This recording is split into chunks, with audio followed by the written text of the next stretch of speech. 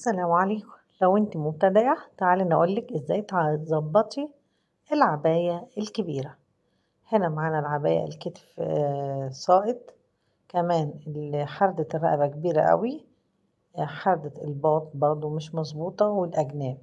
هنعلم العلامات بتاعتنا كده وناخد الطول اللي احنا عايزينه ونعلمه.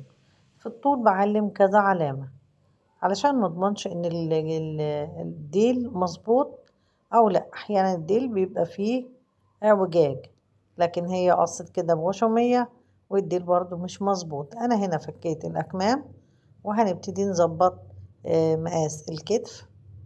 زي ما شفنا كان في زيادة في الاكتاف، بنفرغ الكتفين عن بعض بخياطة الكتف، وبنبتدي ناخد الحردة من الظهر، ناخد المقاس بتاع الكتف اللي احنا عايزينه، وبناخد الزيادة اللي موجودة وبنحاول نظبط حردة الباط.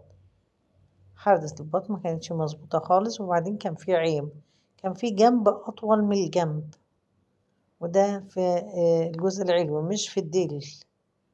تمام، هنظبط هنا كمان وناخد نفس المسافة، وبعد كده هنبتدي ناخد من الأمام زيادة شوية. زي ما احنا عارفين احنا بناخد 1 سنتي من الأمام وبنظبط. بنعدل طبعا القماش بتاعنا عشان ما يبقاش فيه أي أخطاء، وبناخد هنا زيادة شوية زي ما احنا عارفين، وهنبتدي نثبت الأكتاف. أنا احتفظت بالبطانة بتاعة الأكتاف عشان أشتغل عليها على طول.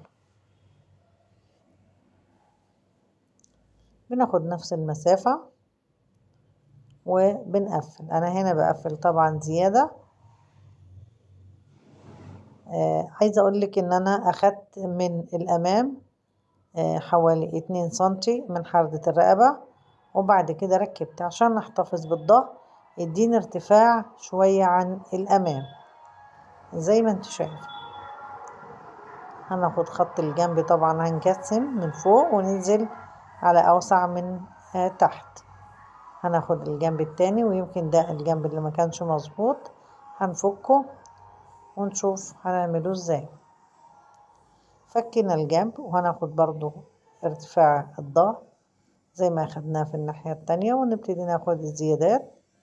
هو في زيادة في العرض وفي زيادة في القصة، بنظبط القصة بتاعتنا طبعا، وبنبتدي ناخد نفس المسافة من الجنب التاني. عايزة أقول لكم البنات اللي بتصور طبعا فيعني معلش التصوير في جزء غامق وجزء فاتح على حسب عدة الكاميرا. هنقفل الجنب، قفلنا دول وعملناهم اوفر للأكتاف. هنبتدي نثبتهم. طبعا انت شفت التقفيل النظيف بتاع الكتف زي ما قفلناه مع بعض قبل كده، لكن هنا بحكم القطعة اللي معايا انا بشتغل لان ما عنديش قماش اعمل بيه البطانات، فهنقفل كده ونثبت الكتف. كمان طبعا هنعمل الاجناب اوفر. نبتدي لو في زيادة هناخدها، وناخد زاوية كده للقماش عشان يكون الكم مرتاح، ومن الناحية التانية هناخد زاوية برضو، وهنعمل الأجناب دي أوفر ونعدل الكم. الكم طبعا فيه وسع وفيه طول شوية، لكن زي ما انت شايفة الكم من هنا مش مظبوط خالص، الزيادة كتيرة قوي بتاعة الظهر، فهو محروط بطريقة مش مظبوطة. حاولي نظبط الحرد طبعا عشان كمان الكم ما يقصرش. حاولي ان انت تظبطي بس ما تاخديش كتير عشان الكم. شايفين هنا الاختلاف؟ يعني هناك من الناحية يعني عكس بعض، الزيادة عكس بعضيها مش جاية في اتجاه واحد. دايما احنا لما بنعمل زيادة 1 سنتي بنعملها في الظهر، لكن دي جاية واحدة في الظهر وواحدة في الأمام، فكان الكم فيه عيب برضه. فسوينا الكم واخدنا العلامات بتاعتنا بتاعت الأمام. هنا بناخد 1 سنتي من الأمام، وبنعلم خطين كده بالمرك للتركيب، وهنبتدي نركب الأكمام. طبعا دايما الخطين بتوعي بيبقى في الأمام. أكيد مريتي على القناة، ولو ما مريتيش على القناة بصي على الفيديوهات، فيديوهات تعليمية من البداية. أنا مش بجيبلك السواريه الصعب، مش بجيبلك الحاجات الصعبة في الأول، بالعكس أنا جايباها واحدة واحدة لغاية ما وصلنا للسواريه وللبنطلون وللجاكيت. عملنا كل حاجة في القناة بتاعتنا، إن شاء الله تعجبكم. يا ريت تتفرجي عليها وتستفيدي منها لو انتي مبتدئة، هتكون سهلة معاكي.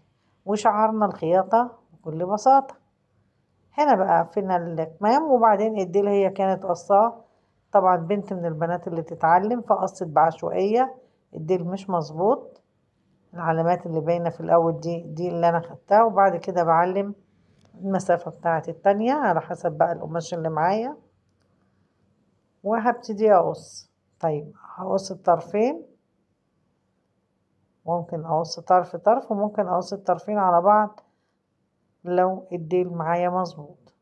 اهو شايفين في طبعا حتة مش مظبوطة، هسيبها واخد من بعدها.